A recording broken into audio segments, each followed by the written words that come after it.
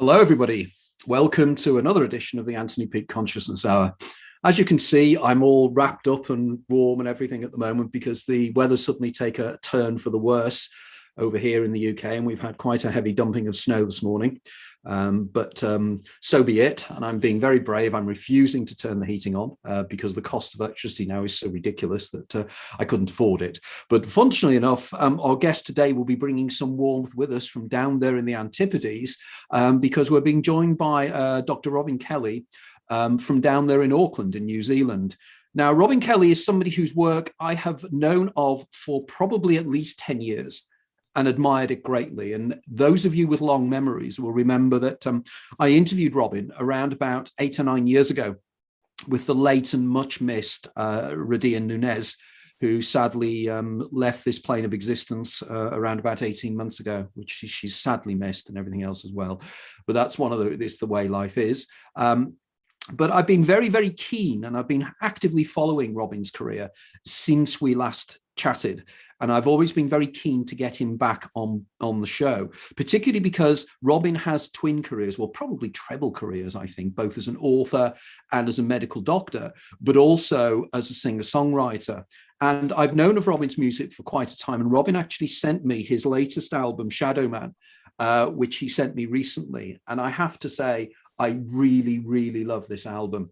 Robin and I share clearly some very, very similar tastes in music, from the English folk tradition through to American country rock, American singer-songwriters. And we've just been discussing now about our share of love of people like the great Chris Hillman. And the topic of this conversation will go swinging in all kinds of directions. So we're not going to standardize and order it in any shape or form. We're just going to go with the flow. And this is the way this show, and the best shows are always the ones where we do that. So very quickly, Robin, fantastic to have you on board. And thank you for getting up so early. What time is it over there? It's 7 minutes past 4 in the morning. My God, that is early. My word. Oh dear, oh dear. Well, thank you very much for getting up so early to do it, because we're also hoping that maybe if you feel up to it, you can give us some of your music as well, and maybe we can have 1 or 2 tracks as well, which would be really brilliant. But just to start with, just for those who don't know of Robin's writing and Robin's interests, and Robin and I share an awful lot of similarities in terms of what we're interested in terms of writing. You can just give us a very potted history of what shakes your tree and what motivates you and what your interests are. Okay, well, my doctory bit, let's say, I've been a doctor since the mid-70s. Took 6 years in hospital medicine, 3 years in the UK. Emigrated to New Zealand in it was December the 17th, 1977. I spent 3 more years in hospital medicine, then went into general practice and started alongside my general practice to study acupuncture. And I became intrigued by acupuncture, not just that I felt that it was a very safe and effective treatment, but I also became a little bit involved in Chinese medicine, Chinese philosophy, Eastern philosophy, the Tao of Physics. You may remember that book. And really, along with about 4 or 5 of us in New Zealand, we started to study it in depth. This wasn't just a sort of a clip-on to my practice. It was something that was somehow complementing what I was doing in a much broader way. I carried on doing that in the 80s, but then found that I was so intrigued by this that I had to spend longer in my consultations. So I moved away from the formal general practice into a practice where I practiced at home with my wife. And this gave me the time and scope to introduce these concepts and do them justice. And then after about 10 years of doing that, I wrote my first book called Healing Ways, which was basically how do we merge these philosophies with Western philosophies without losing the essence of Western medicine, which I'm still a fan of. And because most people were saying, well, this is gobbledygook, Robin, this is nonsense, this is unscientific, et cetera, et cetera. So I thought, well, the only way to counteract that is to write a book, and I got a contract with Penguin at that stage, which had its moments, I have to say. where I sort of drew parallels of why I felt this was important. And then 3 or 4 years later, I was similarly studying Ayurvedic medicine and the whole concept of chakras, which was sort of a, let's say, a dirty word in medicine, if you like. But I was saying, well, basically, this is something that I'm interested in. It may be to do with the growth of our consciousness during our lives, that actually in some ways for the layperson, it was easier to understand where the zones were in the body rather than meridians, where you really had to study it, and where everything met. And also my growing interest in physics, biophysics, quantum physics, where did this all fit in?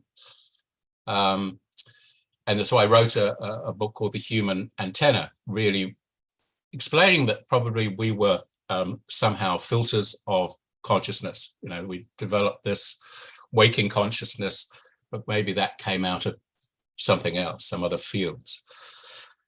And then the next step was me to write a book called The Human Hologram, because I noticed that in the popular scientific press, a Scientific American, I think, there was a picture. It was talking about a holographic reality, and it was in the early noughties, I think this happened. And it showed a human being walking through all these fields of information. And I looked at this and I said, well, that's interesting, but aren't we, if the universe is like that, aren't we like this? Therefore, are we not fields of information? Somehow our senses convert this other reality into this reality that we see and feel. And that's actually probably a step too far in some ways. The book didn't take off quite as well as the other book, but interestingly, they both won science prizes in the USA, which was rather nice. My second book won the Science Prize and the New Age Prize, which I thought was quite funny. So yeah, and that was probably about 12 years ago I wrote that, and I presented at scientific consciousness conference in Tucson, Arizona, with Stuart Hameroff and those people, because I was very interested in this fractal web and microtubules and all that, and that seemed to sort of fit with what I was doing. And that's really it. And I sort of haven't written books since then, but alongside all this, like you, Tony, I love my music, and my music, I think, was seeded in the 60s and 70s with the singer-songwriters. I love Americana, but I also love the British roots of folk music.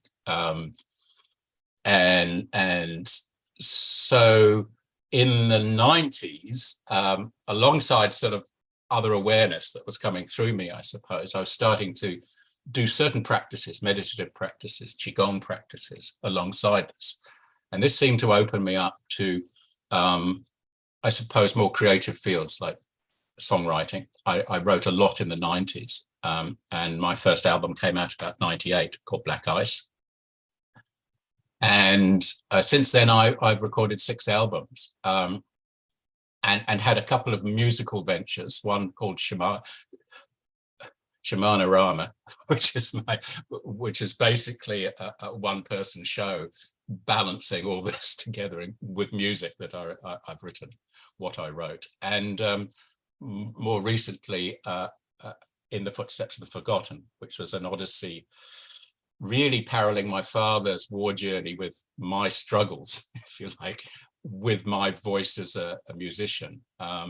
And we performed that at the Auckland Fringe Festival just before lockdown. In fact, 2 weeks before lockdown, we did that. And I've just done another, we just did it again at a conference, which was interesting and quite terrifying to do.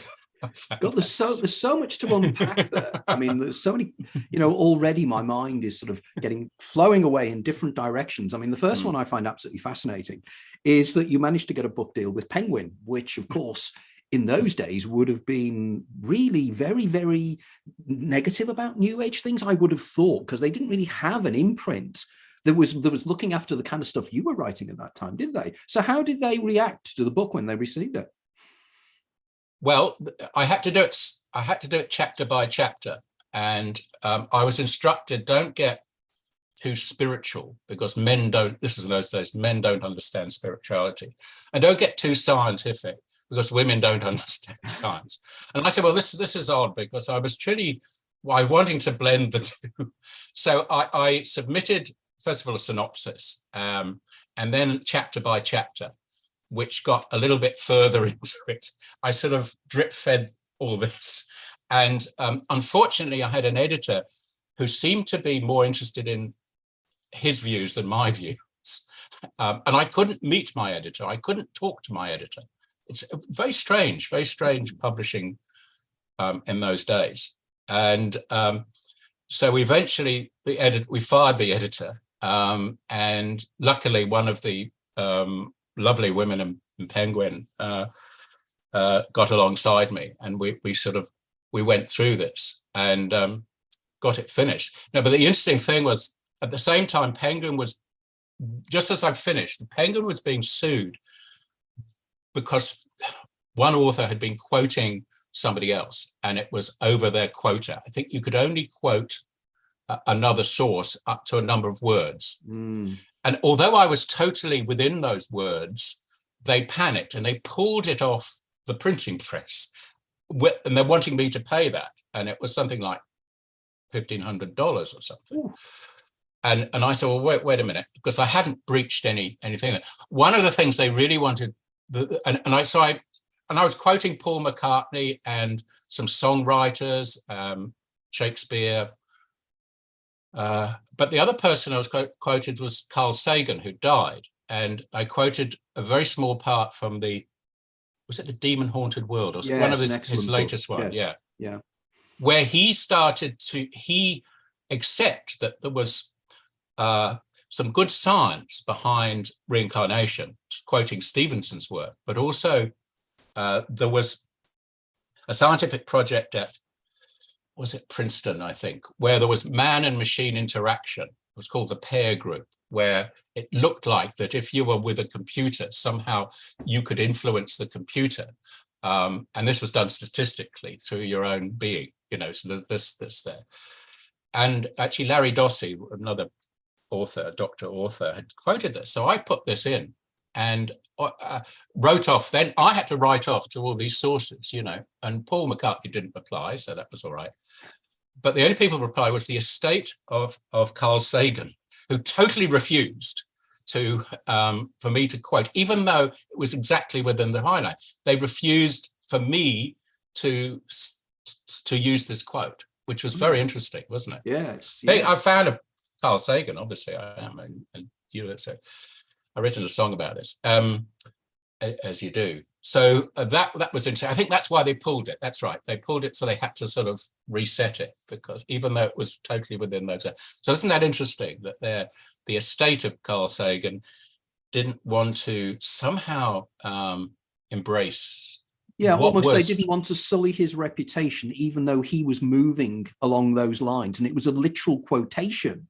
So it's not as if you were being libelous. It was not as if you were misquoting him. But clearly we do find this sometimes, where the families of famous people don't want, for instance, to a certain extent, I had slightly these issues with when I wrote my book on J.B. Priestley. Yes. I know a lot of members of the Priestley family, and some were incredibly positive about the things I was writing about Priestley, but others were less happy with that. And I too have come across that real issue with quoting people and, how much you're allowed to use and not. And I know from my own experience that publishers get very, very, very jumpy about it. And I can appreciate that, but we can't put our ideas across sometimes except by quoting the great and the good in support of our own position on these things. So it's quite frustrating. But your book was recognized. I noticed this when I was rereading some of your material recently, that your work was recognized. As you said, you managed to win a number of scientific prizes. Can you tell us a little bit about those as well? The USA Book News Science Book of the Year, both of them were, which is it was run out of California, and so obviously it struck a chord with them, and it sort of was runner-up in a couple of other book awards. So they both won Science Book of the Year, which is interesting. I can't really explain that. When an award comes, you think, oh God, must be something odd. They must have. Well, it was similar with myself when I wrote a book on the near-death experience with two consultant psychiatrists, Australian consultant psychiatrists, a few years ago. And we were nominated for the Psychiatric Book of the Year for the British Medical Association. And we didn't win it, but we were highly commended. And again, it shows that there are certain elements that are interested in the kind of work we do and the stuff we're writing. But I think you probably of all my writers, my writer associates, suffer in the same way as I do, because we're trying to be as scientific as we possibly can. We're very much using the scientific method, and we are citing our sources all the time. And that sometimes you end up alienating everybody, don't you? As you rightly said, the New Agers don't like it because you're being too scientific. And the scientists don't like it because they're so nervous of you letting the cat out of the bag. I'm reminded here of, have you read the Kuttner and Rosenblum book, Consciousness Meets Physics or Science or something? I think I've got it in my book. Yeah. Because do you remember in the start of that book, they discussed this, and they say when they said they were wanting to write this book, their academic peers were saying, you cannot write this book. And they said, but it is needed. But they're saying no, because you're giving a child an atomic weapon to play with, under the assumption that the public is not ready for these concepts. So rather than do that, they stick everybody into an understanding of science from 125 years ago.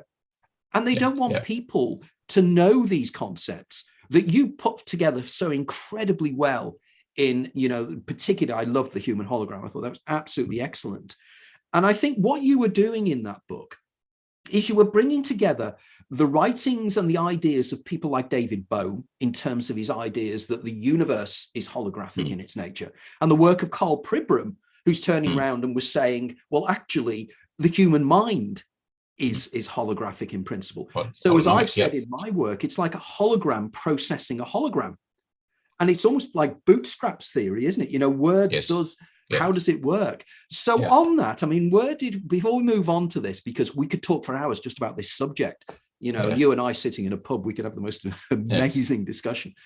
But what is your thoughts on that now, in terms of this kind of hologram processing a hologram? And by the way, I remember that article in Scientific American as well.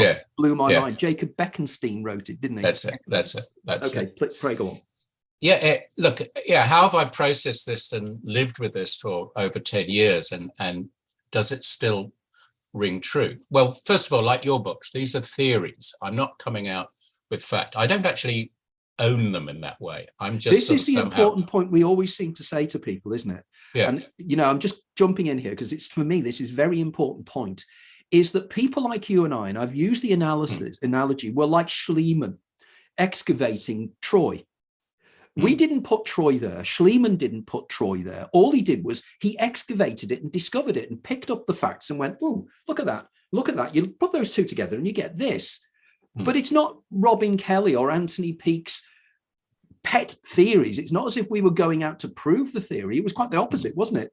It came to us because you looked at the information. I looked at the information and that's it.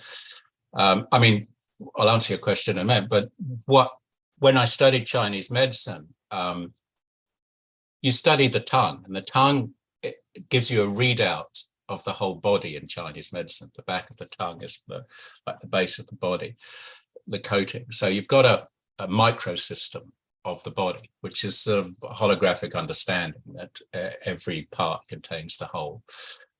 In a subtle variation, in a fractal variation. So the same with the ear. I used to acupuncture the ear, and the ear looks like a baby upside down.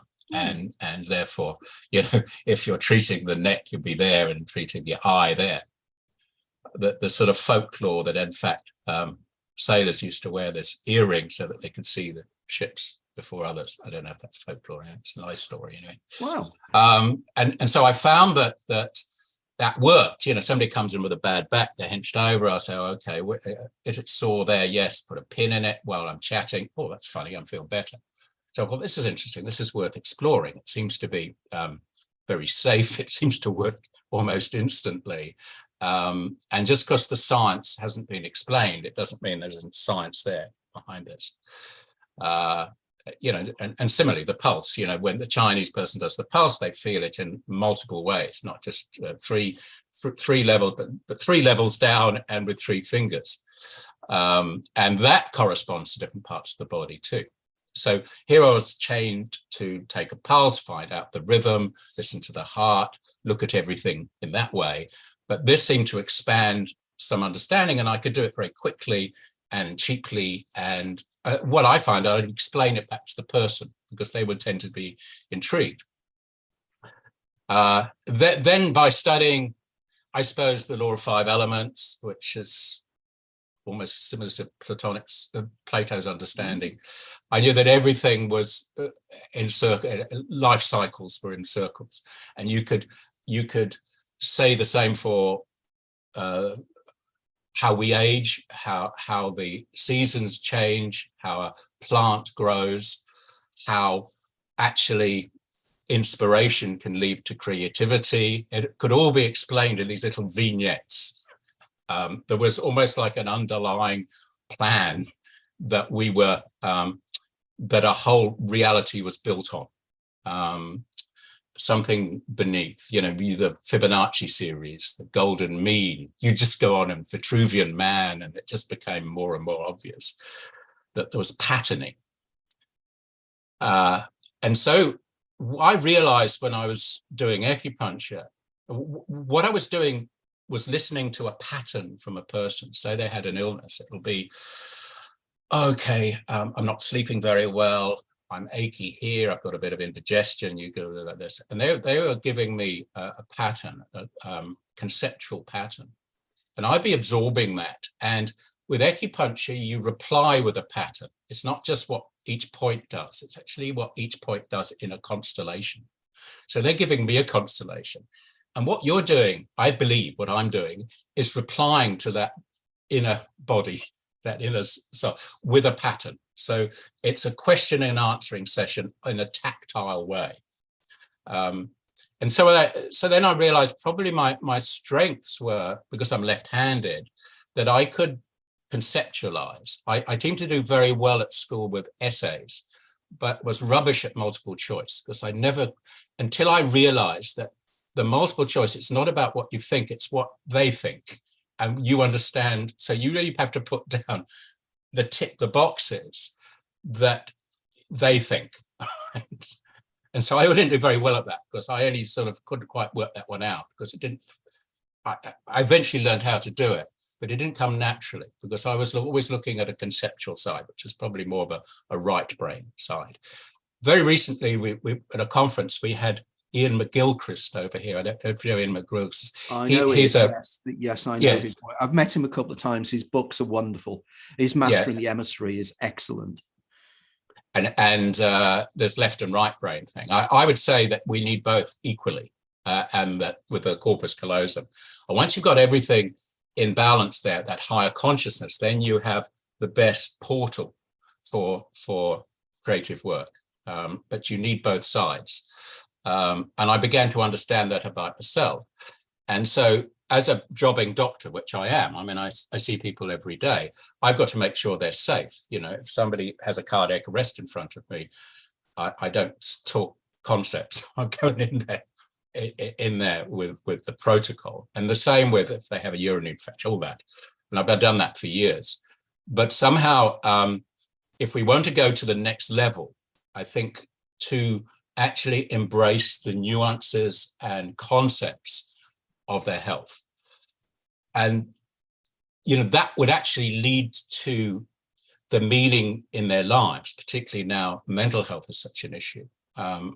We talk about depression and anxiety, but for so many people, especially young people, it's an existential crisis that they have of, what are they here for? And the answer is often to discover their specialness and their creative potential. That doesn't mean songwriting or necessarily painting or whatever. And that seems to be the spark that keeps them going forward.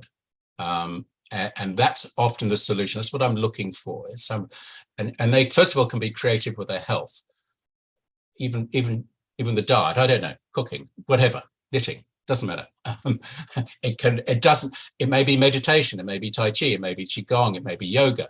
It doesn't particularly matter, but somehow that gives their life meaning. And that perfuses not just into their mental health, but into their immune systems too.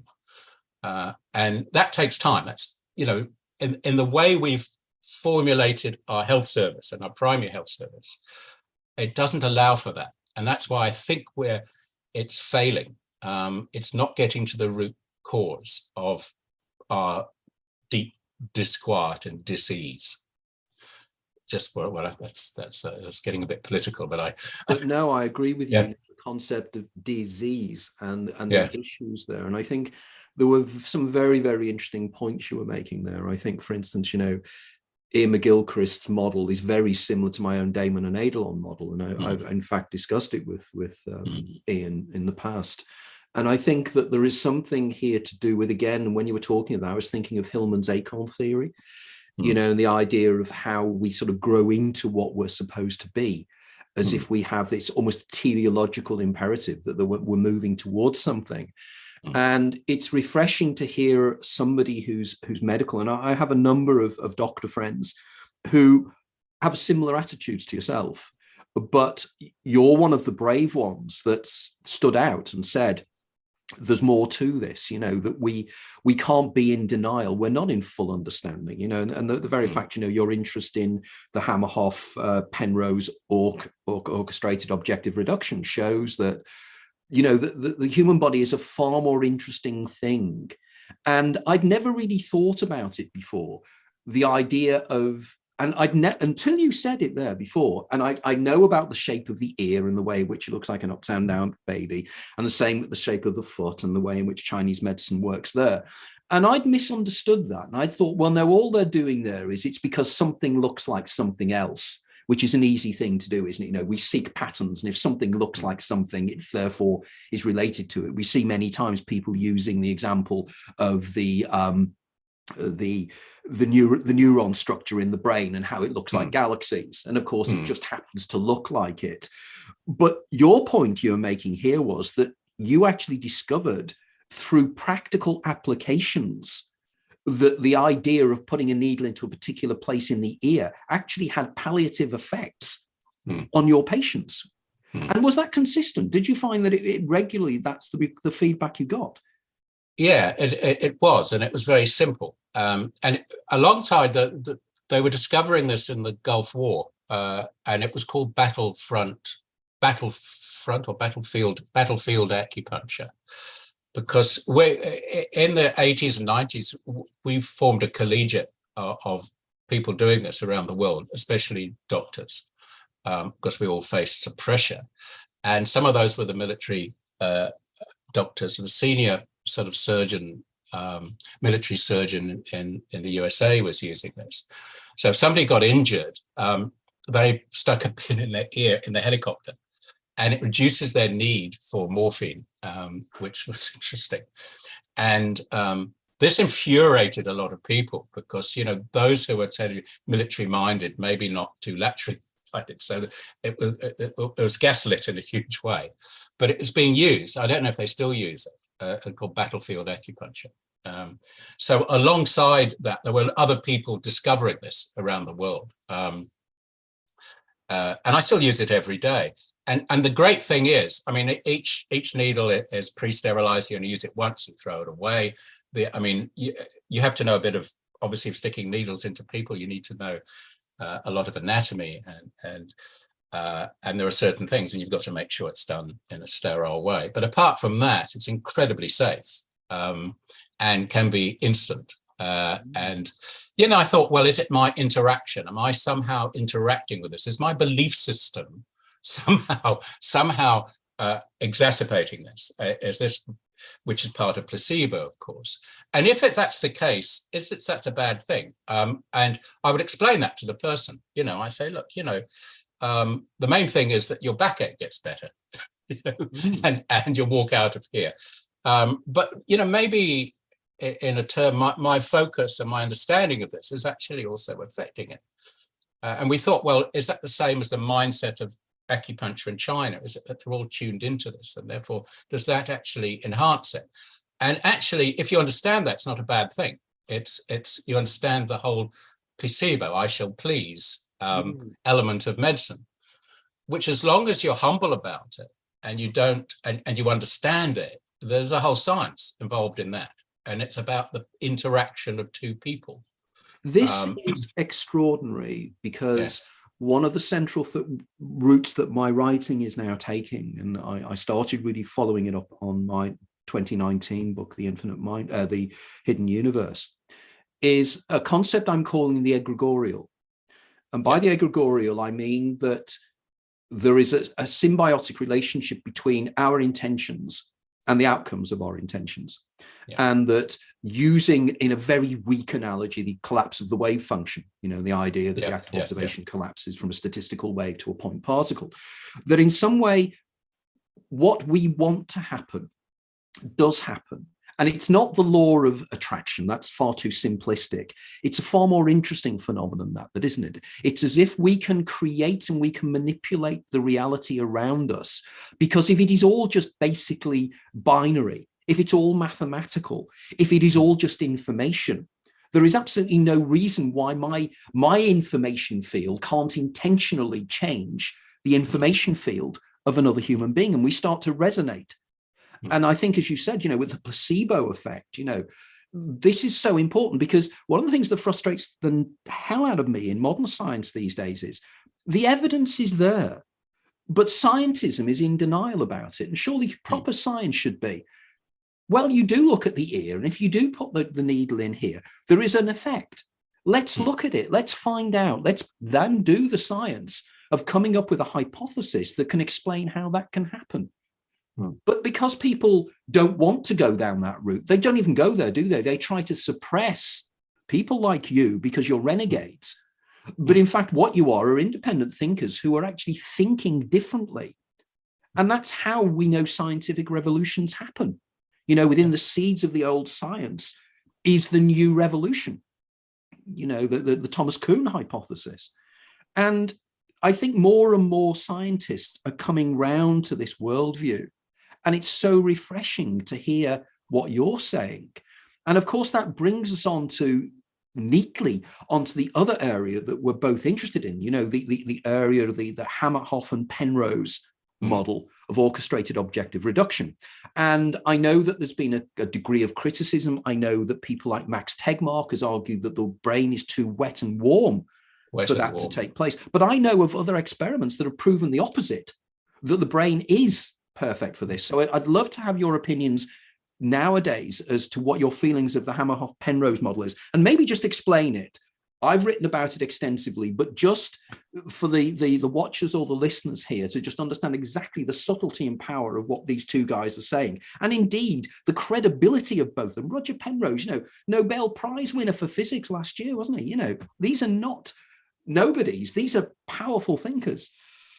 Yeah, I'll explain how I had a practical connection to this through acupuncture. Fine. Good.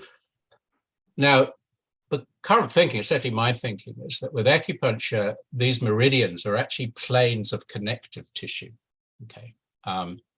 Actually, I wrote, I think, in my first or second book that actually we are connective tissue, and our heart and lungs are supporting it. We're actually tissue that connects with people and probably with other dimensions. Okay, so I actually wrote this, that we are connective tissue. Now, there's a web of connective tissue called the cytoskeleton, and it's a fractal web that runs through every cell of the body. So it's like a tree, and each little twig goes into every cell. And the meridians are now thought to be something called the interstitium, which has actually been discovered fairly recently as a web which has got connective tissue and collagen fibers, but also water in it. So it's actually like little lakes. And it's been discovered more recently because you can't get this by taking a bit of tissue out and putting it in some formalin and killing it. It's actually living tissue. So there's certain technology that we have, laser technology, that's actually highlighted that we have got these connections. And this web runs through the whole body and has properties of being a conductor or a semiconductor. Now, the little twigs go into every cell. And if you remember, most people know these pictures of cells dividing and spindles pulling apart the cell and the nucleus inside. And one of the things I asked at medical school, I never got an answer. I said, well, who's pulling those strings? What's going on there? Well, don't ask that question. Okay. So that web runs through there. Now, when it gets into the brain the cells don't divide in the same way. They're very slow to divide. You get plasticity, but basically you're stuck with your brain cells. And they end up in these other tubules called the microtubules, which the Penrose-Hameroff theory is this is the place that is the foundry where other fields of consciousness collapse down into our perceptions of this consciousness, this waking consciousness. So there's a collapse that goes down. That's their Hawke understanding. And so when I'm tapping into this very powerful field that actually has its end results in cell division, but also possibly into our perceptions of the world. And there's actually studies being done on antidepressants that, although you may have heard recently that they're sort of saying, well, you know, there's no great proof that we have altered serotonin, that you know, we're raising serotonin. We actually can't measure that. That's basically a theory. And of course, that's putting everything into chemical understanding. But if you go into the physics understanding, maybe we're altering our perceptions of the world. And in some ways, that's helpful because it means we don't worry so much. But in another way, we need to worry sometimes to be activists to change things. So I find that quite interesting. And we're going off on a tangent here, but you mentioned David Bohm recently, just at the start of this. And I watched a great documentary on his life. You probably saw that. And science could have gone this way at the end of the Second World War. It could have gone into an understanding of information fields, consciousness, probably more accepting of the psychedelics than the chemicals that we're using now. And it's actually only now that there's this amazing move towards the scientific understanding of ayahuasca and psilocybin and all those things. And of course, it was in the 60s and 70s, it was sort of marred by acid trips and the concept that these things were dangerous. And of course they were. If your egos are not in place, that you can blow your mind. Exactly, that's what happened. But now we realize that actually if these things are given like the true shamans wanted them to be given, therefore surrounded by a compassionate, tough love of a tribe or a realistic love of a tribe, then these things can actually reset us into a deeper understanding of, I suppose, a multi-dimensional reality. And it seems to be that these approaches are becoming the most successful approaches if one wants to probably heal from deep trauma and even get off heroin, for instance, you know, that was somehow. But I stress it has to be done in a very strict, compassionate, sensible environment. It can't be done when we are egotistical. So I think we're actually at a very interesting time in history because I think these things are coming through. Medical marijuana's come through, but I think that's just a stepping stone into a whole other field. And it, you know, I've written a poem about this. It's of how somehow this is the other side of the story as we're moving into transhumanism and artificial intelligence. My concern with that is that we're moving into these hybrid states without really understanding what it is to be human. Yeah, it's interesting. I met up with a friend of mine, Carl Sagan, a couple of days ago, and Carl is one of the guys that's involved in the research being done at Imperial College into dimethyltryptamine. And indeed, Carl has been a previous interviewee on this show, as has Dr. David Luke, who's another one of the other guys that's involved in this work as well. And it is intriguing how there are all these kind of little groups that are all working on similar things that are starting to resonate with each other, even though initially you don't think there's any really parallels between, for instance, near-death experiences, out-of-the-body experiences, and DMT and entity encounters within DMT. But when you start to look at it as hovering over it, you start to see the patterns. And I think there's a lot of us thinkers across the world who are all coming to similar conclusions, because I think we've all fed from the same trough. We're all reading the same books. We're all influenced by the same people. You know, David Bohm comes up time and time again, for instance. And again, I think, you know, your point about the crucial bifurcation of interest, you know, because in the 1950s, everybody slipped into positivism, slipped into behaviorism, slipped into this idea of the denial of consciousness, the idea that we are in somewhere like the Churchland's arguments and Daniel Dennett, you know, the eliminative materialists, who are in denial that there's anything actually going on within the brain itself. There is no I in there. Whereas we're now moving away from that. And I think the work of Penrose and Hammerhoff is particularly crucial, because what they're saying is that there's a link between quantum mechanics and consciousness. But of course, the critics will turn around. As soon as you mention this, people get violent, they get nasty, they say, how dare you?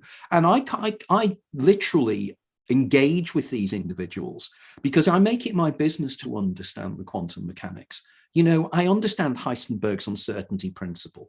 You know, I know what they mean. I'm not just some kind of new age writer. I go into the science, and I know you do as well. And it becomes very, very frustrating because our work is dismissed out of hand without, because the amount of times, I don't know if you found this, the amount of times I get people who will attack me on Facebook or YouTube or whatever, and they'll turn around and say, I don't need to read your work to know it's nonsense. And you think, how do you deal with people that have got that kind of mentality, that they're so insulated from new ideas that they refuse to even move vaguely? So going back then to your understanding of what orchestrated objective reduction is telling us about the relationship between quantum events and consciousness. And I think your wonderful description there of how the microtubules was excellent. I really learned so much from that. But can we move that on now to something, you know, your understanding of it? Because I know that a lot of people follow what I write about it, but I don't think they naturally actually grasp the import of it. I suppose I'll just sort of say what I'm noticing, how this fits practically from healing, if you like. When I see a lot of people with deep trauma, complex trauma, and they present with all a mixture of medical problems, disquiet, disease, you name it. And as we go through a process, they ask, well, how do I know I'm getting better? Because sometimes you're treating headaches and the headaches improve or something, you know, so you've got that marker. So I say, well, I'll tell you what, maybe just over the next 2 or 3 weeks, just see if you feel either somehow more at peace. You start singing, you just feel somehow you're at one with the world. Somehow there's a contentment that comes in, a lightness that comes in, you know, the lightness of being. And from my experience, Milan Kundera, wonderful novel. Yeah, but also synchronicities. I say, you know, there'll just be little things that happen, synchronous things. Maybe you'll see a word, you'll read a word, and then the music will come on and they'll say the same word. Or you'll be thinking of something, and which happens to me, and a word from a song, and then a van passes you with the word on it, you know. And I said, look, just be aware of this stuff. Now, it probably to anybody else, it will be silly. And sometimes it's quite light and amusing. But somehow it'll mean something to you, you know, and you can have a giggle over it. It's nothing heavy, because I don't, yeah. And yeah, so I and occasionally you get somebody when you're involved in something like acupuncture, or they're in some deep meditation, and they'll come up with these connections. And what one person told me, well, you know, I found I wasn't just the singer, I was the song. I imagined this thing while I was lying there. In other words, there's sort of connected understanding, at oneness, if you like, that can happen. So that to me indicates that there's something happening. There's a shift that's happening.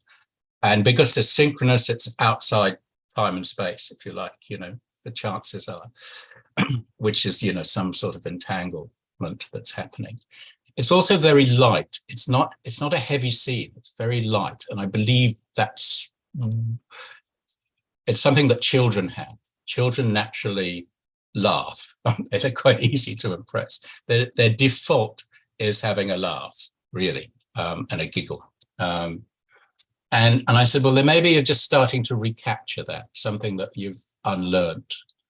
So that to me are the signs of healing. And that to me suggests that we're tapping into something that's closer to, dare I say, quantum physics, because that's been overused in quantum reality, quantum this, quantum that. Yeah. And quantum just means bits, doesn't it? Bits of energy. So it doesn't really mean anything. But it's something that's outside time and space. And there are two, you probably know, there's two Greek words for, or gods of time. Wasn't there? There's Kronos, which was old father time, and Kairos, who was that moment in time, and was epitomized by this young, strong guy, who were basically, lived for the moment in time. And then there's the Kronos, which is the sort of degradation in time, entropy, if you like. So it's that Kairos that you're touching on. And, you know, I always say, when you say, look, you had a good time last night, you're not saying I had 4 hours. You just actually, that was the time within time that you had there. I like that. So I don't know if that's really answer your question, but those are the sort of things that I have become practically aware of.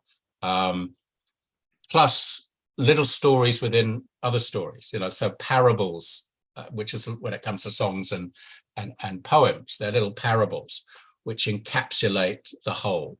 In other words, you know, the little stories, and you notice those little stories going on. On a negative, I was just, there's a quote from Leonard Cohen, from his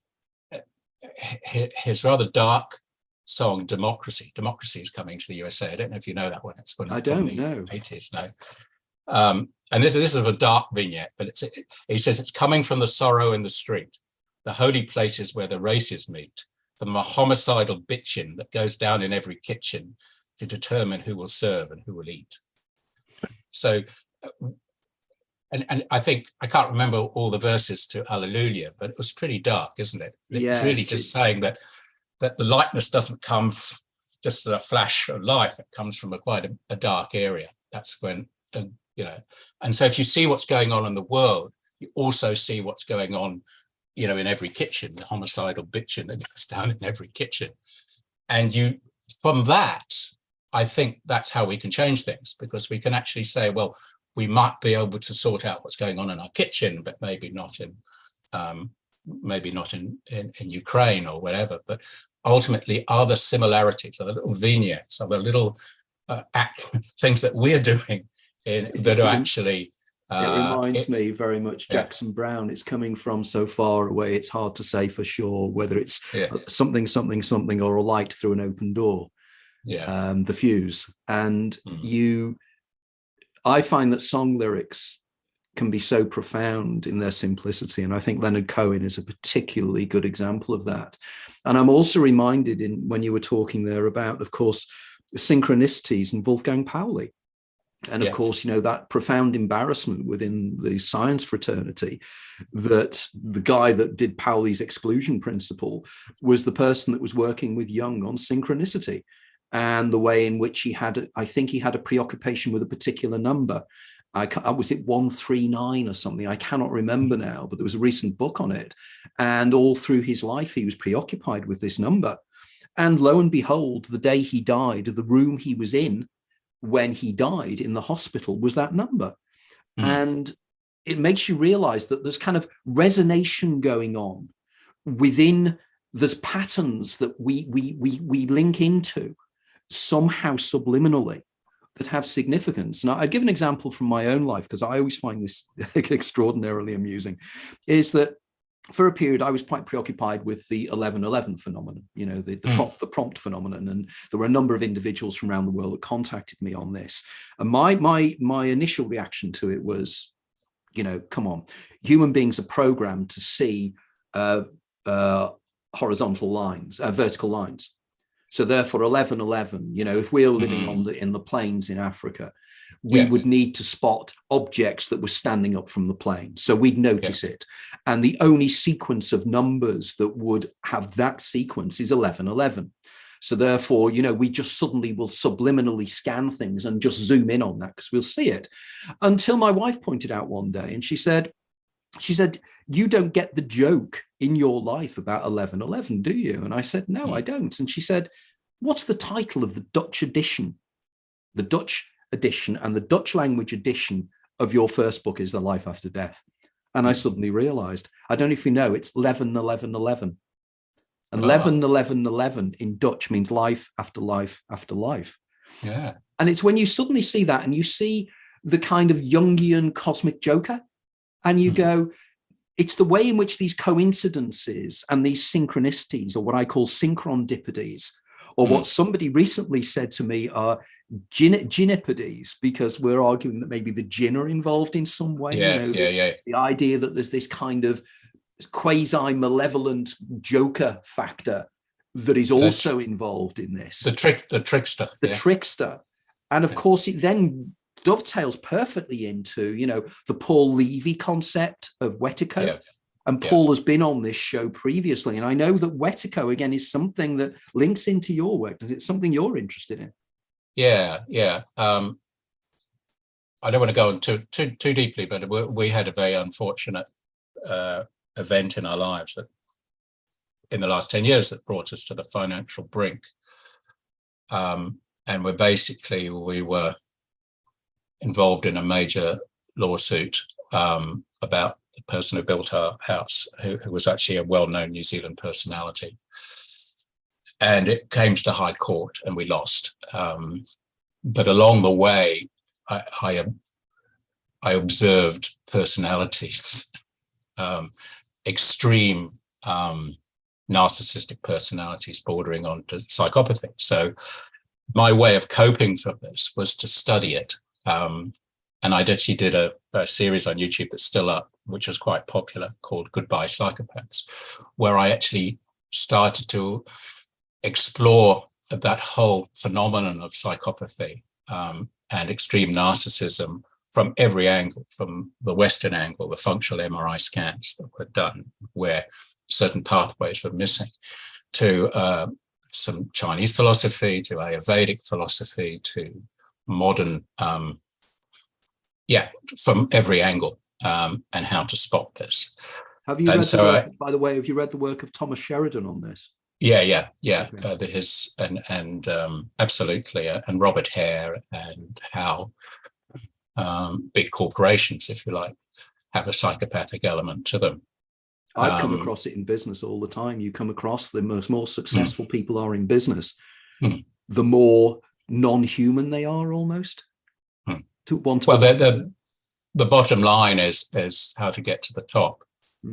And somebody will go up the corporate tree by often setting up situations where people battle below them, destroy each other, and they can watch.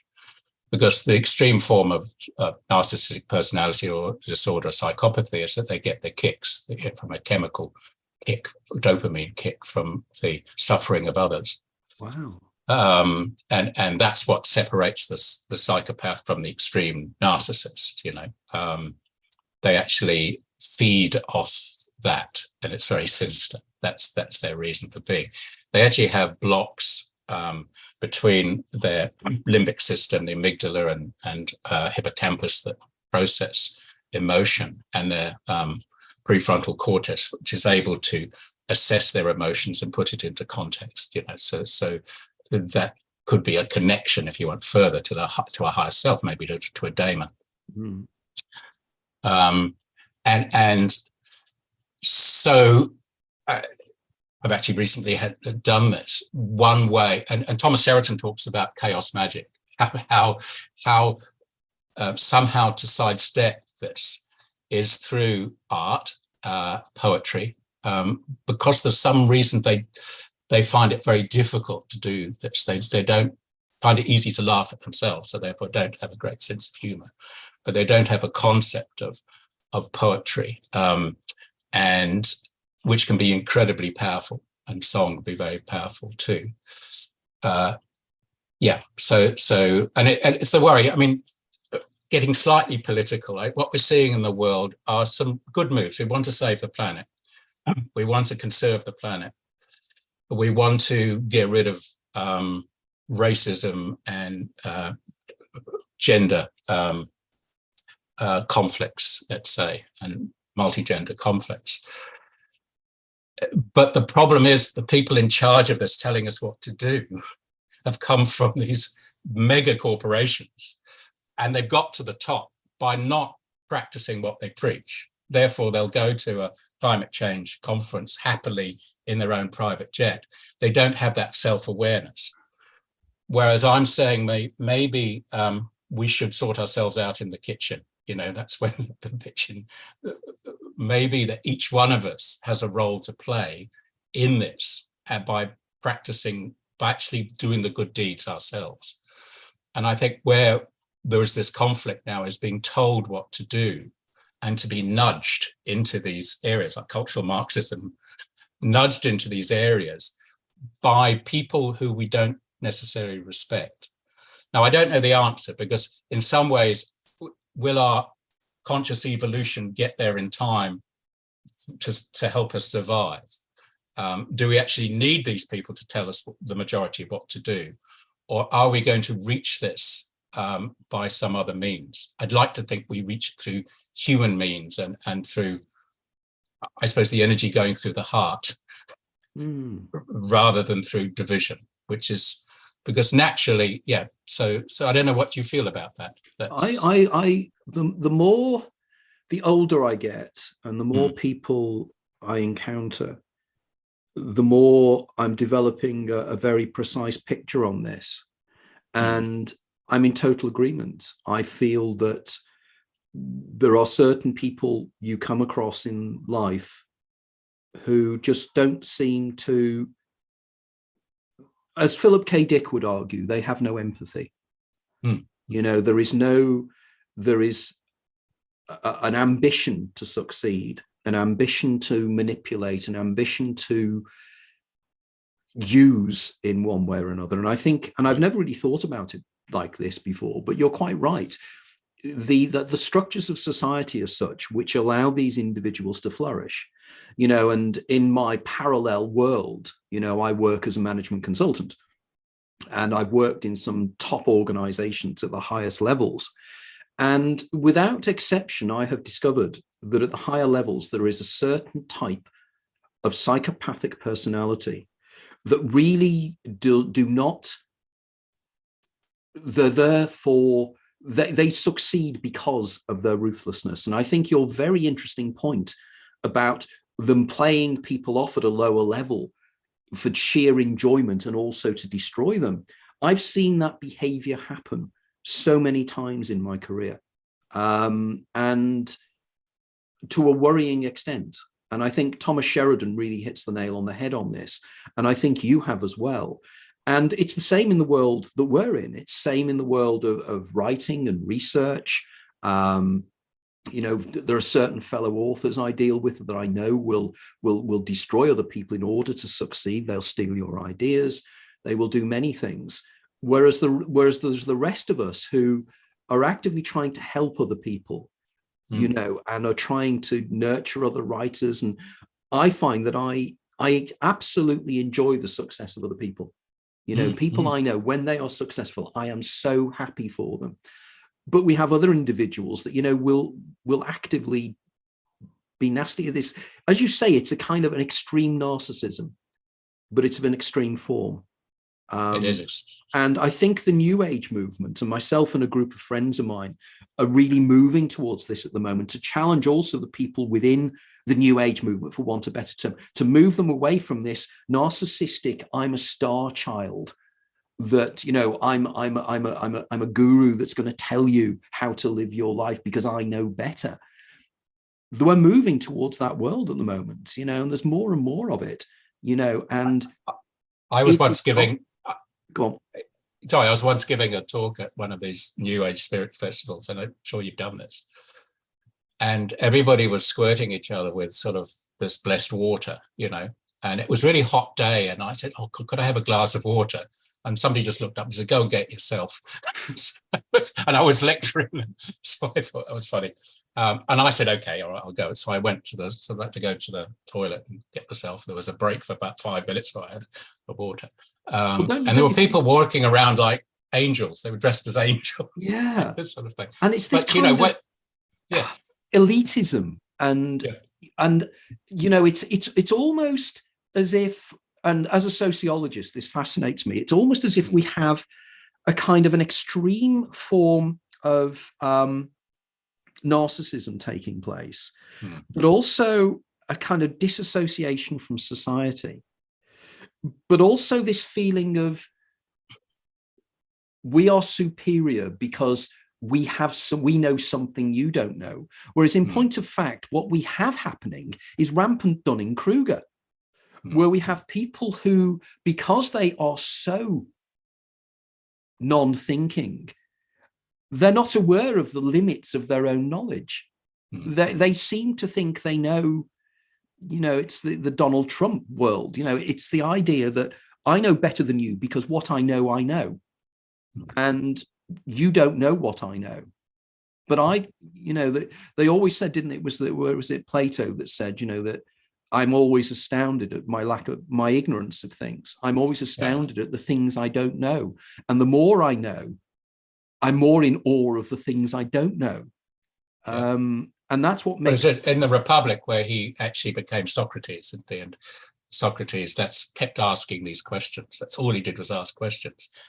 And it annoyed people so much that they actually executed him in the end because they couldn't stand those questions. He said, "Well, I don't know," that's the true skeptic, isn't it? The one that doesn't. And don't you find that I find that the amount of times people will turn around to me and say, "What's the point of your work?" Or what is it out to achieve? Or what do you think we should do about it?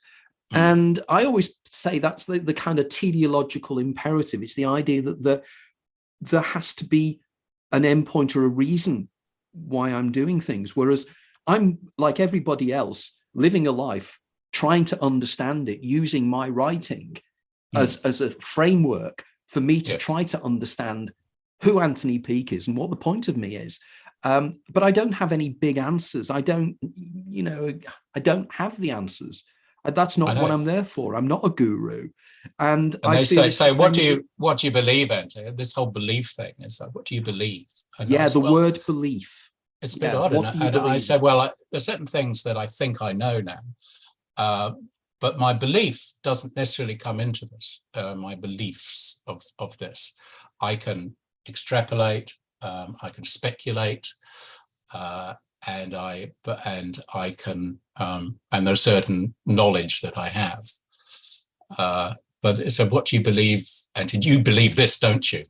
So, well, you believe that it's, I don't believe it. I don't believe it necessarily. I'm always challenging any belief. Yeah, so do I find belief very interesting. Yeah. Yeah, and the idea where people will turn around to you and say, you're inconsistent, you've changed your position on this. Well, you have to, yeah. You have to. Surely that is the whole point of it. I'm not trying to prove a point. I'm trying to understand. And if somebody comes along and says what you've believed, or no, belief again, you see, what your position on this is this, but this evidence counters it. And my argument is fine. If it counters it and it makes rational sense to me, I'm quite happy to bin everything. People turn around to me and say, do you believe in cheating the ferryman? No, it makes intellectual sense to me, but it doesn't necessarily mean it's real to me, because I don't know. And it's the same, with the holographic models and everything else. These make sense to my knowledge basis at the moment. And let's put it out there and invite discussion and take it to some other place. I'm very happy for it not to be discounted or whatever. I'd rather have some sort of debate about it. That's really what I enjoy, and I think that's the case. Do you want, I don't know, say any more of that? Do you want me to go on to some poetry and music? And absolutely. Where this fits in? And if you're happy with this, let's move on to that now. What would you like to do? I'm going to just give you a couple of poems because in the last 2 years, actually, I started in lockdown to write poems. And as I said in that little explanation of what I was going to do today, or wanted to do, I said that if the concept of daemon, where that appeals to me is when songs come through you, they come through from another source and from a higher center, and similarly the best poetry comes through that. They come in, both come in with a feeling, and all you're really doing is expressing that feeling so somebody else can pick it up. I think sometimes they're narratives, so sometimes it's a bit more complex than that. So they come into that form. For me, a song comes in with the music to it. Really? Then, so the song, the lyrics and the music come together in your mind. They just download in. Wow. Yeah. Okay. And there are certain words. I've written about 2 songs where I wrote the lyrics first and put music to it. But in general, they come, so a word and a sound and a note seem to be coalescing somehow. And so most songs are really painting a picture or of a feeling that I'm having. And probably the same with certain poems. I'll just say one poem that I wrote early on a couple of years ago. I also said that I just wondered if my daemon, it seems to come from a different part of the daemon, whether it was a cousin of the daemon or whether you can have cousins, I don't know. But somehow the songs and the poetry somehow come from a slightly different source, and I don't know why. I would argue, for instance, I have the concept now in my latest book, the concept of the Uber daemon. Yeah. And also the Godemon. And I think that it kind of channels down from a higher source to lower and lower. And sometimes I think that possibly the creative force goes round the daemon into the Uber daemon, the Jungian collective unconscious almost, the kind of the muse, for want of a better term, isn't it? Yeah. And I would get that. And I think maybe poetry is at the purer source of this. I'm looking for that. Okay. There's a very brief one called The Dog, the Bird, and the Man. The dog, the bird, and the man fell asleep. The dog dreamt he was flying. The bird dreamt he was man's best friend. The man dreamt he was someone. The dog, the bird, and the man awoke. The dog licked the man's face. The bird flew off. Wow. Okay. So just on that one then, how did that appear in your mind? Did that appear as an image? Was it the words? Was it the idea? The ideation of it? I think when you create, I can't remember actually writing most of these songs, it would be like, can you remember going to the toilet that day? Yeah, To be crude. Okay. Somehow I can't remember. I think it just came fully formed in the morning, woke up and that. And also I didn't quite know what it meant, which was really great. Yes. I'm still thinking what did this mean, and so it's almost like a koan, isn't it? Yeah. That it's yeah. And it's fascinating that you are the source of that, and you are still intrigued by its meaning. Yeah. I wrote a brief sentence about 20 years ago. I said, I wonder if creativity comes from the future. And I still don't know what quite that means, but I don't know if that makes sense. Well, I've been recently quite fascinated by the J.B. Priestley concept of FIPs or FIPs, which is future influencing past. Yeah. And the idea that our future daemon or our daemon's future knowledge is the source of our inspiration in our own past. And in my book on Philip K. Dick, I give about 4 or 5 examples of that. Now, I'm watching at the moment the German TV series Dark. Yes. And that is really quite fascinating because that has exactly that principle that we have. It's almost like the linga saria, the long body, that we are all our lives, that we are from the moment of our birth to the moment of our death, because of course in the looking down in the 5th dimension into the 4th dimension of space-time, that's what a human body would look like. And that we are all slices in any one moment of that long body. But that's all of us. We are all of our lives. And therefore we can feed back, literal feedback, information that we will use that sometimes won't mean anything to us until we get to that chronological point in our life where that makes sense. Because I do this now. I used to keep extensive diaries, and I look back in diaries now and I'll go, wow, now I know why I said that and why I thought that. Yeah. And it's because it's me now in some way influencing me then. Yeah. Maybe tracking back. There's another called Lace. I woke up, this is quite a recent one. For some reason I woke up, and you'll understand this because you know about event horizons. And I pictured the event horizon as a sort of almost like a plastic shield. I don't know. It would seem to be hardened, but this was made of lace, funny enough. And I just thought of this morning. When I was young, we grew up with this idea of the Iron Curtain, and actually thought there was a big curtain of iron between Russia and Europe, and what was then Czechoslovakia and Europe. I thought that was interesting. Called Lace. And I don't know if this is true. I dreamed of lace, sparsely patterned within space, the frail fabric of reality folding and unfolding, swaying a while in the cosmic breeze, a delicately webbed event horizon through which I could now sense the sure promise of tomorrow's eternal grace. Wow. Really quite profound, aren't they? I don't know. And again, do I believe that? I don't know. But it was almost like a more feminine image of a lace curtain, if you like, where there was some interaction between the two, rather than a sort of this sort of event horizon like that.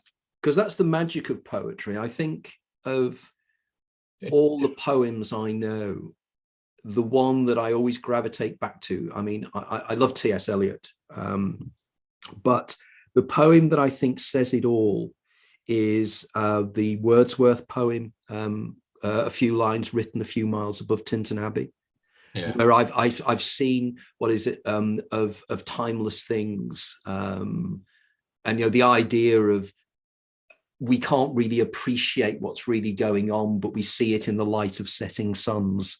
And in the round earth and in the soul of man. And every time I hear that, it just, the words Worth is incredible. Yeah. But just the message that Wordsworth is putting across, poetry is so powerful because it's the cadence of the words, it's the rhythm, it's everything, isn't it?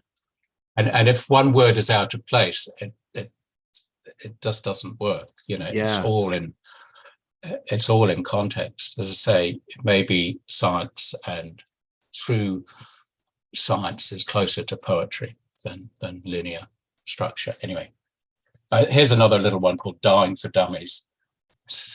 Dying is simply flying without wings whilst getting by without things. Wow, I love that one. That is incredible. So that is extraordinary. That is so simple and so powerful. Yeah. No, that really is something else. That one. This one actually rhymes, because most of they're not into rhyming couplets, which is the difference between writing songs, because you've got certain rhymes that always go, Okay, this one rhymes. When the singer becomes the song, then love is in the air, to land on everyone, no matter who or where. When the singer becomes the song, then there is no time or space, no crisis, short or long, no room for bitter taste. When the singer becomes the song, then shadows disappear, and a light outshines the sun through the prism of a tear. When the singer becomes the song, this I know is true, the world becomes as one, and I become as you. Beautiful. Beautiful. That's a beautiful love song, isn't it? Or a little love song, love poem. Yeah. So those are. It reminds me ever slightly. I used to be coming from the Liverpool area. I always used to like the Scouse poets, and I think it was an Adrian Henry poem called "Tomorrow at Noon." And it's a wonderful song. It's a wonderful poem because it's a series of impossible scenarios, such as tomorrow at noon, they will build a tunnel of water under Liverpool. And tomorrow at noon, this will happen and that will happen. And then the final line is, and tomorrow at noon, you'll say you love me. Yeah. And you go, wow, that is just so good. Poetry it touches the soul, isn't it? Prose touches the mind and the brain, but it touches the heart and then touches the soul. And it's that kind of something you cannot explain, almost something you can't put into words sometimes. I think so. Reminds me of the band Elbow. Do you know Elbow? Elbow, I do, yes. Yeah. Yeah. And some of that poetry within that, which is basically seeped in that northern that almost dark country poetry. It's very real. There's a band I've recently got into who I think are probably up there with Jackson Browne lyrically. It's a band called Daws, Daws. Okay. And their lead singer, he writes poetry to music, and his imagery is extraordinary. You listen to his lyrics, but the imagery. I mean, he has one song where he's literally on a flight on an aircraft, and he's observing the other people on the flight, and he observes the person sitting next to him, and he realizes the person sitting next to him is an older version of himself. It's very difficult to describe, but it is so beautifully written, and it again. It's when you have the only other writer I know that does that, probably Cat Stevens occasionally, Jackson Browne definitely. Where you can take that line. And somebody I think that was much ignored, Dan Fogelberg. Yeah. I've got Innocent Age. I think you mentioned The Innocent Age is, and the ultimate song of Innocent Age, Auld Lang Syne, another Auld Lang Syne. And the leader of the band, which was a note to his father. About his father. Yeah. And his blood runs through my instrument and his world is in my song or something. Yeah. The leader of the band is tired and his eyes are getting old. Yeah. But that Auld Lang Syne song, where he meets his old girlfriend Christmas Eve. Yes. And they go out for a drink and they just can't, it's all gone. Everything's gone and they can't reach out to each other. Beautiful. And then it ends, I think, with the melody of Auld Lang Syne, as far as I remember. And it does, and then the snow had turned to rain is the final line. Just another Auld Lang Syne. Beautiful. So, in terms of your any other poems, I'd love to hear, or some of your music would be as well. I'll just say I've got a very I'm a bit cramped here, so I've only got my little guitar. Oh. Yeah. Oh, there was a might just have a little wet the whistle here. There's one I did years ago called Transformed, and I actually do it a cappella in my talks, and I have to try and remember. Forgive me, because it's still early in the morning for me, yes. So if I forget the words. Transformed from the air to the womb to the child, from the child to the man. Transformed from the man to the dust, from the dust to the air, from the air to the womb.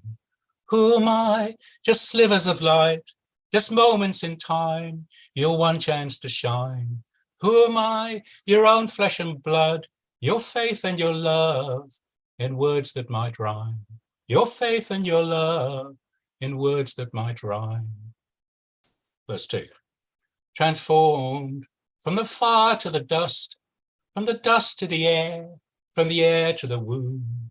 Transformed from the womb to the child, from the child to the man to your ear. Who am I? Just slivers of light, just moments in time, your one chance to shine. Who am I? Your own flesh and blood, your faith and your love in words that might rhyme. Your faith and your love in words that might rhyme. Now, your work has really stuffed this, because I say your one chance to shine, and then I read your book, and it's got to be your multiple chances to shine. So again, what am I going to do with that? Yes. Absolutely. Your many chances to shine. Anyway. Your many chances to shine, yeah, and shine. This again reminds me of a song by the Ozark Mountain Daredevils. It'll shine when it shines. I don't know if you know that one. Yeah, they had that huge hit, Jackie Blue, in about 1977. Yeah. But it'll shine when it shines. Lovely again. So that's one that probably poetry and it goes together. It's from my second album, and it was there. Interesting. On my second album, I wrote "Who Will Rescue Leon?" You can find that somewhere, which was a vision of New York crumbling, and it was about a tramp or a hobo, and who will rescue Leon when the walls come tumbling down and the dust clouds settle on this godforsaken land. And it was a vision, it was a dream I had of what happens when buildings collapse and everybody's running around. What happens to not that the hobo would be trapped, but what happens in the long run. And then I recently looked up some news from that from 9/11, and also later about how the homeless were really suffering after 9/11. I don't know. Wasn't that interesting? On that, one of the things that I know you were keen to talk about was your own out-of-body experience as well, because I was thinking, in terms of visions and seeing things as if you're actually viewing them as an observer viewpoint. I mean, that's very much, was that what happened with your OB? How did that? Mine was very interesting because it was a time I was attending a workshop, and we brought this person over actually from Italy, and to talk about the Zhang Fu. Now, the Zhang Fu in Chinese medicine links our bodies and conditions with, let's say, other levels of consciousness. How can I explain that? So, if you worry a lot, they will say this is a problem with your spleen, also will affect its spleen. Overthinking affects the spleen. Now, in Chinese medicine, the spleen isn't just the organ down here, it's actually your whole immunity. So you can see that if you're very worried about something and overthink, then your body immunity goes down. It also has to do with energy going down. So if you have hernias and diarrhea and all these things, you have spleen deficiency. And same with the liverish, if you're liverish and you're angry about something and you don't express it, for instance, it can work inwards on you. Okay. Anyway, there were all these things that were explained, and I remember this, and it just struck me. I didn't have to take any notes. I said, look, this is what I've observed. Somehow this is a deep knowing that I have. I'm not being clever about it, but this was the link. And then that night, I think I went and had a massage, and my wife gave me a massage, and I sort of drifted off, and I floated out into the outer reaches, what I thought of the universe, seemed to sort of, and for then it was a sort of like a confirmation for me.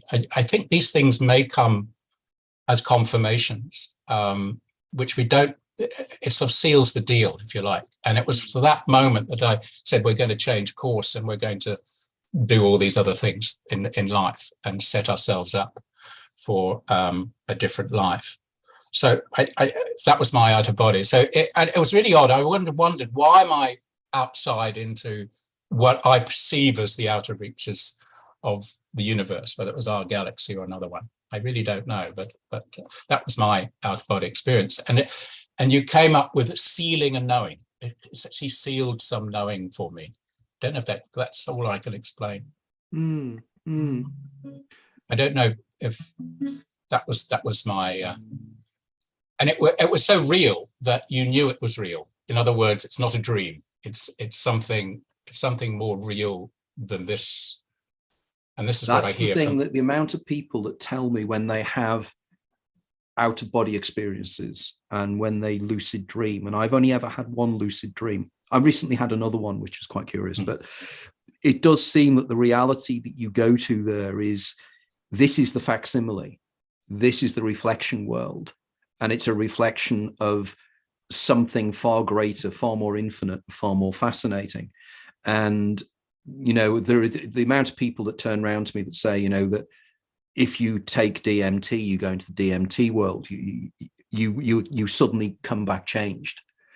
And I could probably appreciate that. And I can imagine that suddenly your worldview changes dramatically, because suddenly your fear of death changes. You realize that you are as Teilhard de Chardin said, you know, you are a spirit being having a physical life. Yeah. And it could be the case. But again, I think this focuses in, doesn't it? Again, bringing us back to creativity, bringing us back to lyricism, poetry, the downloading of information, of sounds, music, you know, which I've always been very keen. I've had a number of singer-songwriters on here over the years, and it's something we've always discussed, you know, that what is it that creates songs? And I think you've touched upon it. And I'd like you to continue explaining your musical muse and how it works, I think, and maybe with some example songs, maybe, or something. Yeah, this is, I'm going to take up just a It's called Live Life Slow. This ends the album. You might, it's called Live Life Slow, and it's a very simple. I have to say, on the album, I have accompanying me a genius guitarist. He's called Nigel Gavin, and a wonderful singer, Sonia Wilson. And Nigel, he's actually a world expert in the glissenta, and the glissenta is a fretless guitar. Oh, right. Is that as in glissando? Is that glissenta? It's called, yeah. And right, okay. as well as everything else, he can play every string instrument. He was actually part of. He's a friend of Robert Fripp. From Fripp, and he actually toured with Robert Fripp. And he has a band here called Gitbox Rebellion, which is basically 8 acoustic guitars playing like an orchestra, playing everything from Ennio Morricone to folk songs to classical stuff to avant-garde stuff. So he's sort of, to ask him to do my simple songs was great. He's become a great friend. He's also very esoterically connected, so, you know, he really gets it. Long before life became complicated, long before life became sophisticated, life was slow, oh so slow. Where did that go? Where did that go? Long before we became so regulated, long before we became so agitated, life was slow, oh, so slow. Where did that go? Where did that go? Now a beautiful instrumental of me playing harmonica, which I won't do today. So let your life become uncomplicated. Don't let your life become too sophisticated. And live life slow, live life slow. Let love grow, let love grow. Yes, live life slow, oh, so slow. Let love flow, let love flow. I think I'm a bit out of tune now, but anyway, so humid here. That's just a little lullaby. Excellent, because I recall listening to your CD when you sent it over to me, and I listened to it, and it's a really, I rarely do this. I then listen to it again, and I think that is always powerful. And I think the group of musicians you've got around you really complement your music.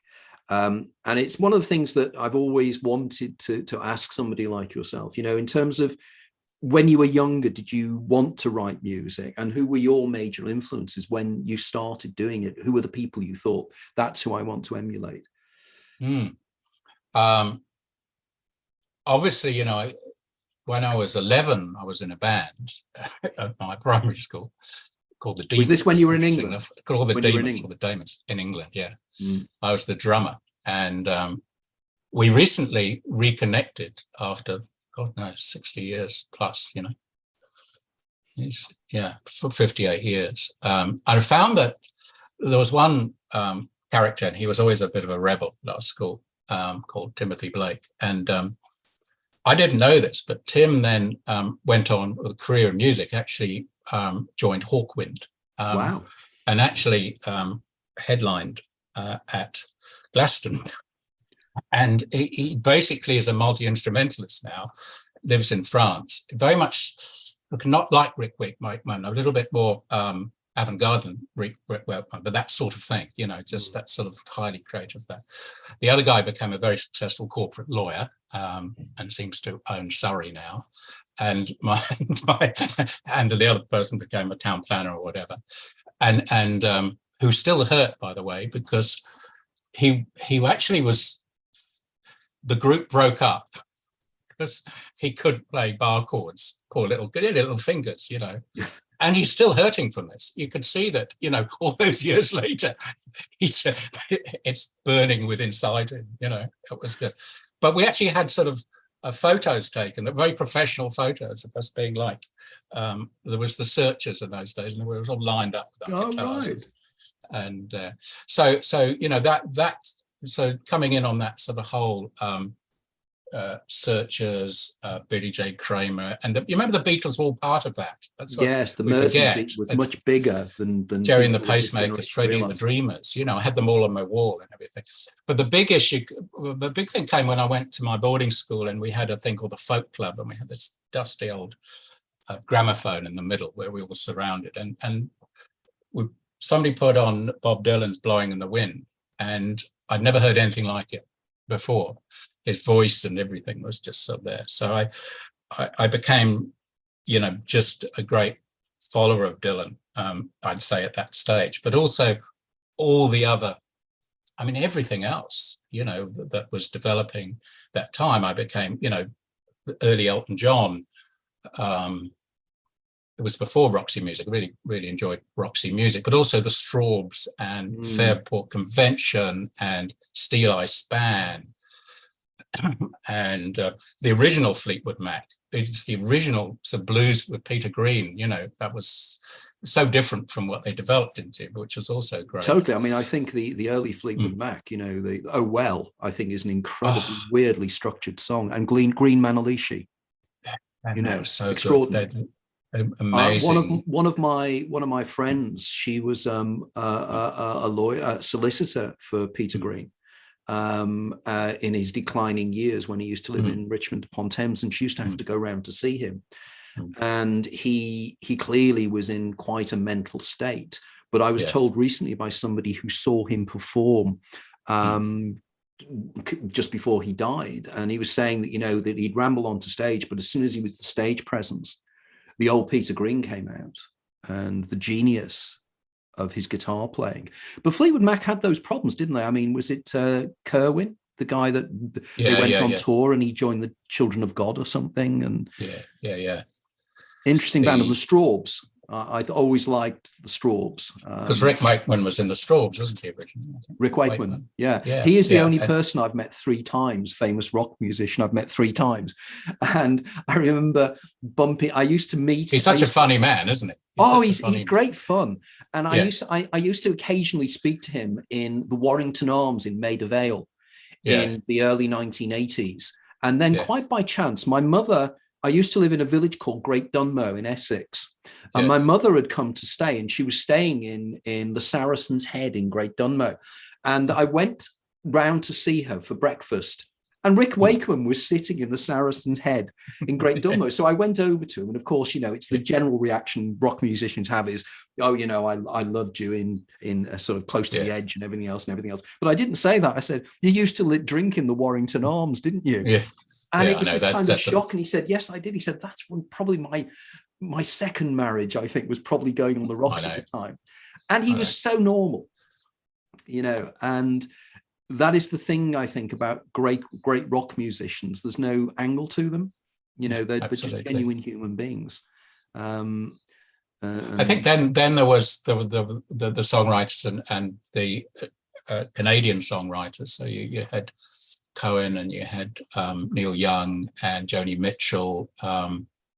And the last 20 years really enjoyed Ron Sexsmith. If anybody doesn't know Ron Sexsmith, he's not so well known, but he writes beautiful songs. And Don McLean, of course, and that whole, as you say, from the Byrds and then to the Eagles, to Crosby, Stills and Nash, and you know that, because it was for me very exotic. The whole West Coast scene was for somebody coming up from London, wasn't it? It was quite exotic. But when you listen to people like Martin Knopfler, you can actually know that they have the roots in British folk. And the same with Pink Floyd and Roger Waters. It actually comes from a slightly different place. Chris Rea, you know, that sort of that there, and of course I sent you Ray Davis's Americana. I don't know if you've listened to that album. It's superb. Do you know what? The Kinks are a band that I've always thought I would really, really appreciate. I loved Waterloo Sunset. Yeah, I thought the evocative imagery of that, and they're very much, aren't they, very English in their rock music. And so the Americana was that. So my music probably reflects all that. Plus, my father's Irish, so sort of Celtic swing. Sort of, and Van Morrison, of course, swaps everything over when it comes to that, and as well as jazz. And so that's probably where I arose. I suppose in the 80s, I said we were having kids and everything. It's just a blank as far as music's concerned. I mean, I think that there were, Dire Straits and others that came through, but I didn't really get the new romantics and all that stuff so much. It's really because I was, as you do in these times of your life, you're sort of busy doing that, other things, and 90s. And now, of course, as I mentioned, that the most of us are upset the way music is going in that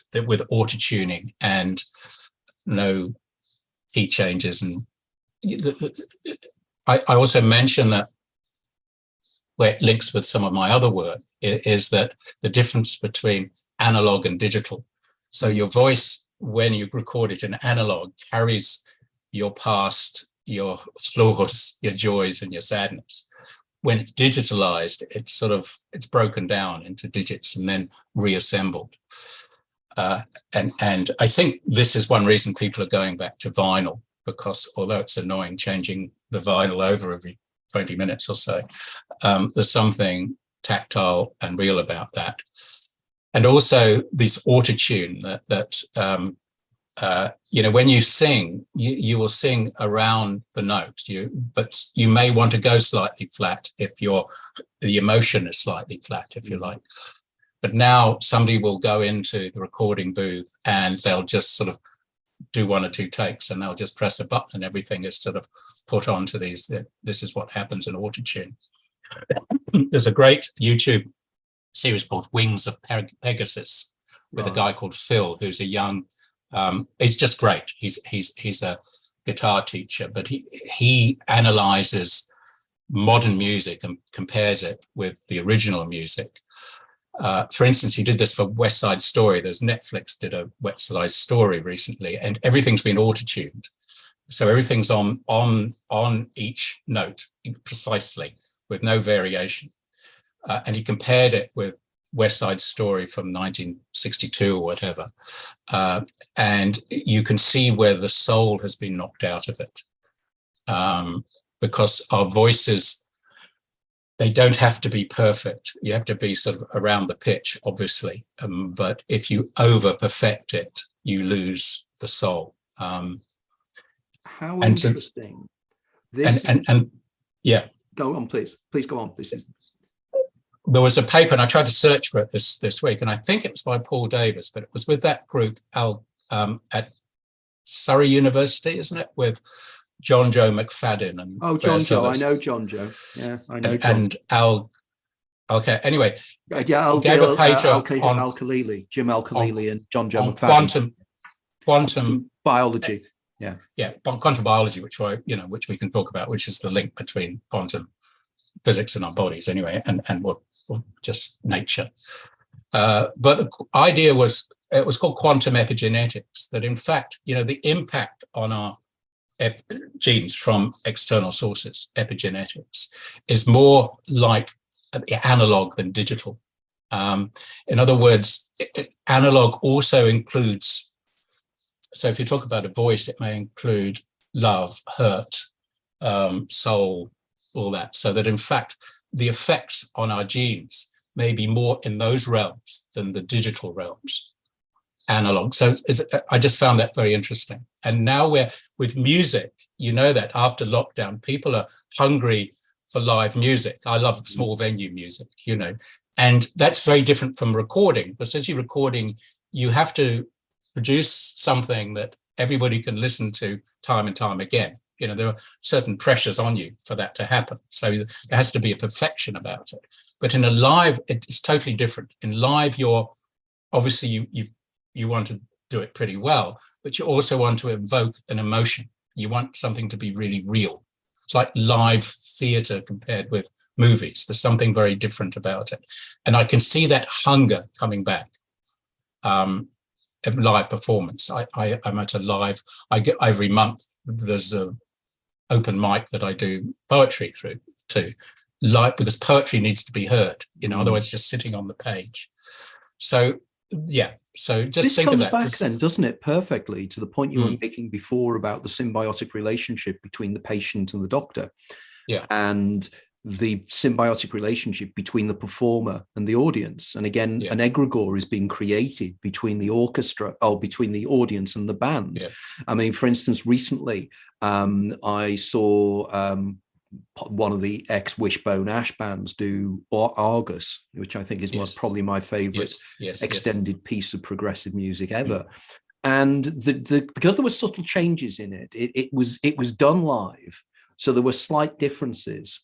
And it was wonderful. And I think the most amazing thing I've seen recently was David Crosby doing a version of the song Deja Vu. Deja Vu, yeah.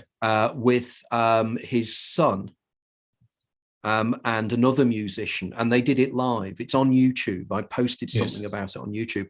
And it's just extraordinary. It's as if Steely Dan had done Deja Vu.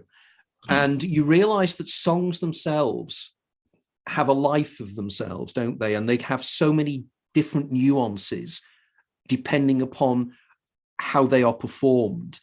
And somebody once very wisely said to me about the band oh, what are they called? Oh, I can't remember now. But they mentioned how the songs had changed over the years because the lead singer had changed and he'd aged and his voice had changed. Pearl Jam. Yeah. And how you can listen to Pearl Jam now and they're very different. Eddie Vedder, isn't it? Very different to what it was before. And there's something, again, I think with music, it's emotional as well, isn't it? There's an irrational there's the irrational to it. Each song, I totally sorry. Yeah, each song seems to have a different color. It has a different journey. When you perform it, each time it's slightly different.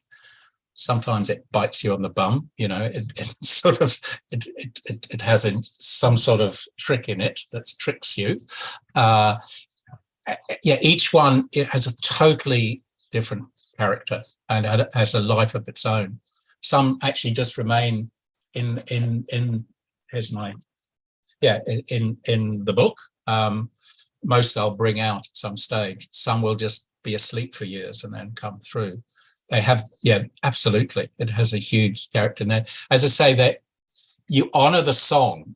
You honor, that's all you do. You honor that song that has come through you. You don't take that sort of ownership. It's where these shows like X Factor miss out, because often the singer tries to sort of hit these amazingly high notes and everybody claps, but the song gets lost because the best song doesn't necessarily need that. And everybody claps. Isn't that singer wonderful? But that singer may well be destroying the song. The song hasn't asked for that necessarily. Yeah. I'm not saying that is disrespectful to the singers, because they're amazing singers. I mean, so much talent out there. I think it's good, but the song can get lost, and all you're doing is putting that honoring either yourself as a songwriter or somebody else as a songwriter. So those are the concepts. I think people appreciate that and are getting away from that. And actually, I mean, the people I know love live performance and just love the whole atmosphere of that. And it takes me back, to the early 70s and seeing live rock bands at the Liverpool Stadium. And then when I was at university and the bands you saw at university, there is something extra special about that. As we say, that sensation, that feeling, it's the heat of the people's bodies around you, it's your friendships and everything else as well, and that's the magic of music. Rather like yourself, in my 30s and early 40s, I moved away from rock and from folk music to classical music. And it was only in the mid 80s that the band REM came along. And it suddenly, music had got back to the music. I thought the music had lost the kind of music I liked. And then REM came along and suddenly we were back to roots Americana, and the sound of, sort of harmonies, but in a more guttural way, going back to the band and people like that. And that's the kind of music I adore, that feeling. And there's a band that's come out in recent years that I think are extraordinary, called War on Drugs. They are extraordinary. They really, they've a genre almost roots rock. It's like a kind of heavier version of Springsteen. And very, very exceptionally good. Right. Well, I think we're coming to the end. What has been an absolutely fascinating discussion. I've enjoyed every single minute. Oh, bless you. Thank you very much. It's been terrific. Been very good for me as well, even though now it's 5 to 6 in the morning. So you have been. It's extraordinary how well you've done. I mean, I think I would be out on a limb at this time. I really would. So, in terms of anybody wants to contact you, wants to check your website, check your albums, and everything else, please let me know. Let them know. So Robin Kelly, ROBINKELLY.co.nz or NZ. That's my website, and the contact details on that. YouTube, I've got a number of what do you call them? Word blindness. Streams on YouTube. If you just Google YouTube my name, and you'll probably come up with some things there. I've got a series called Solo, which I also probably express some of my music, but some of my more recent concepts of what I'm thinking, what I'm doing. What else? Yeah, that's probably about it. I've got some Facebook stuff. Well, I don't know, just all that stuff. Yeah. Okay, what I'll do is I don't do Twitter, really. I don't do Twitter. I'll post in links as well to your books, and I strongly advise anybody out there, if you're interested in Robin's writing, it is extraordinary, and it's a very and the music's on Spotify and all those things, although I do get nothing out of course. So, but I like download. Yeah, and iTunes and all that. And anybody local here, I've got the hard copy of all of my albums, some of them anyway, particularly my latest album. Yeah. My books are available on those Amazon and things. Excellent, because one of the things I have discussed with the other individuals that are musicians that are involved and have been interviewed by me is that one day we need to probably have a musician special and maybe create something, in some way or another. Mary Fall, who you may know from the project. It would be wonderful, hearing her voice and your voice, and of course Steve Balsamo as well. I think that there could be some very interesting nuances here that could be put together. That'd be lovely. That'd be lovely. And Charlie Farron as well, of Fahrenheit, which would be really good. Okay, Robin, thank you very much for your time. Thanks for making the time to get up early for me. It's been absolutely wonderful. This has gone out live, and it will be slightly edited, and it will go out again tomorrow, slightly edited, just the ends and the beginnings. And then it will be up permanently for people to watch on a permanent basis. So everybody, thanks for listening in. And again, thank you for being involved. Thanks, Robin. All the best. And thank you, Anthony, for your great contribution as well, and your wonderful